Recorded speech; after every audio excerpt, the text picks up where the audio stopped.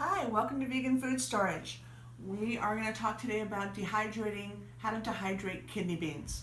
And I've already pressure cooked my kidney beans. We've had a conversation about that before. In my pressure cooker, which is a Nesco, you are basically going to soak your beans overnight. I do about a pound at a time. Soak your beans overnight, they'll double in size. Then what you're going to do is drain those beans, put them in your pressure cooker, cover it with water. You're not going to put like all the way to the top water, just cover the beans with water. In my Nesco pressure cooker, it's about 6 minutes. Your pressure cooker may be a little bit different.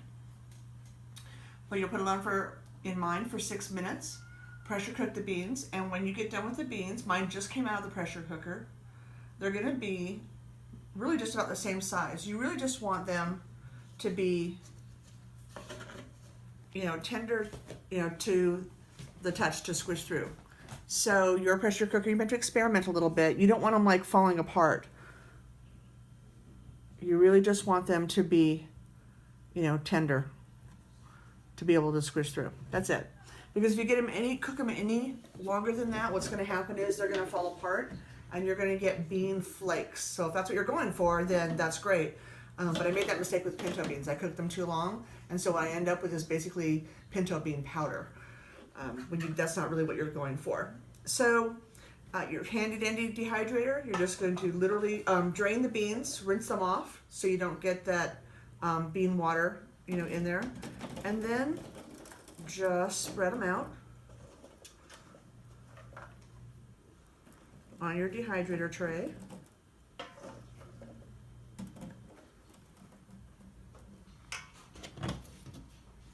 And put them in your dehydrator. We've already done some. So what I like to do is I'll put my beans on to soak in the morning before I go to work. And then when I come home, which is like about 12 hours later, the beans will be done. I pressure cook them. They're done in like about 15, 20 minutes.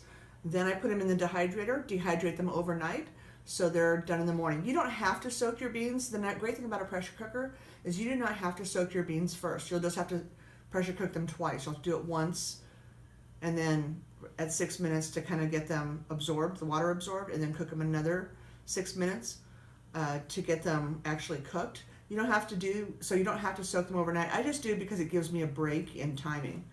So once you've dehydrated your beans for about 10 or 12 hours, they come out looking like this.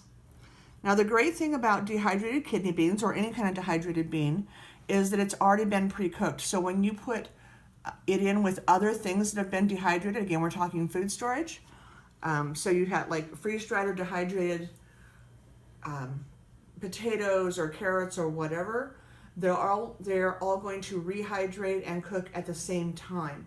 And so that's why it's nice to have dehydrated beans on hand, so that everything, again, we're back to something we talked about before, where you have dehydrated everything and everything cooks at the same time.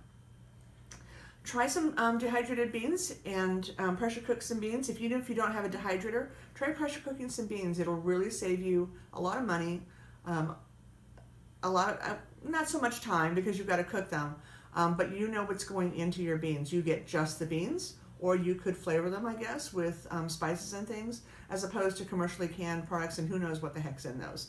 So again, I'm just going to encourage you to start putting food by, and thanks for joining us.